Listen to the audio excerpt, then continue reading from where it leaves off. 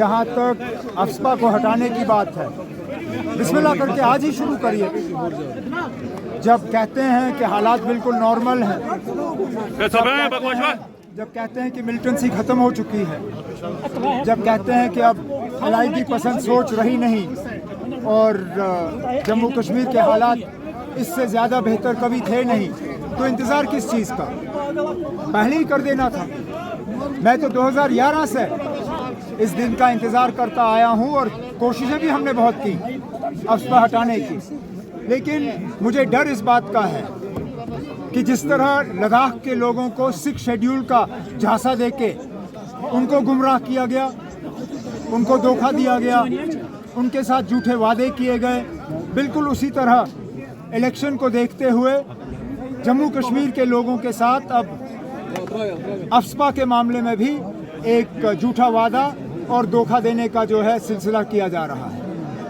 सबसे पहले मैं माननीय प्रधानमंत्री जी और माननीय गृह मंत्री जी का स्वागत करता हूं, और ये जो स्टेटमेंट आया अफस्पा हटाने का, मैं एक कश्मीरी होने के नाते इसका स्वागत करता हूं। आज कश्मीर के हालात बदल चुके हैं और जिस तरीके से माननीय प्रधानमंत्री जी ने 2014 के बाद यहाँ विकास के कार्य किए हैं, आज आतंकवाद अंतिम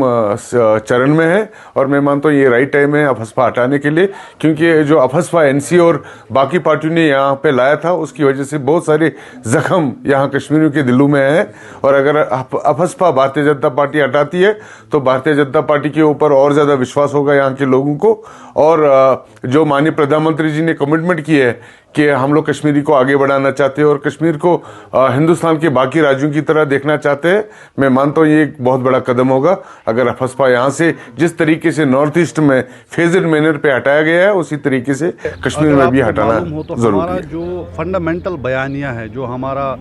पार्टी का मैनिफेस्टो रहा है, उसका तो एक बहुत ही अहम और अभिन्न अंग ये पॉइंट रहा है कि यहाँ पे अफस्पा हटना चाहिए और जो सिक्योरिटी फोर्सेस हैं, जो आर्मी है, they should gradually move from the civilian areas and वो बैरक्स में जाएं और जहाँ उनकी ज़रूरत है, और ताकि इंसेंटिवाइज हो जाए,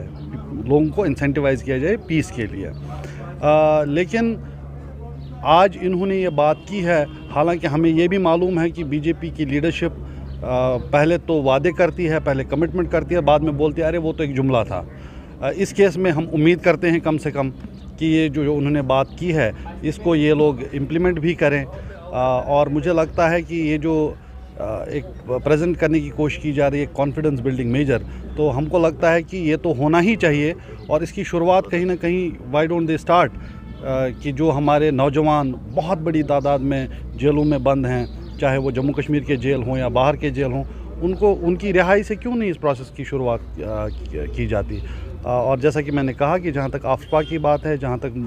सिक्योरिटी फोर्सेस जो आर्मी है उनको बैरक्स में भेजने की बात है, वो तो फंडामेंटल रहा है हमारी पॉलिसी को लेके। और आपको याद होगा कि जब एजेंडा ऑफ अलायंस बना, जो अहम मुद्दे जिन पे लिख के लिया गया था उनसे कि इस पे काम करना है, उसमें भी हमने इस चीज़ को सर फहरिस्त रखा हुआ। सर, अमित शाह के बयान में ये भी सामने आया कि उन्होंने एनसीपी खासकर पीडीपी दोनों जमातों को यहाँ पर कहा है कि यहाँ पर जितनी भी किलिंग्स हुई है तो उसमें जो है यहाँ की रीजनल पार्टीज़ का हाथ है या हालात ख़राब करने में रहे। आर्टिकल 370 के बाद यहाँ पर जो हालात सामान्य हुए मोदी सरकार के लिए, देखिए हम तो बार बार यही कहते आ रहे हैं कि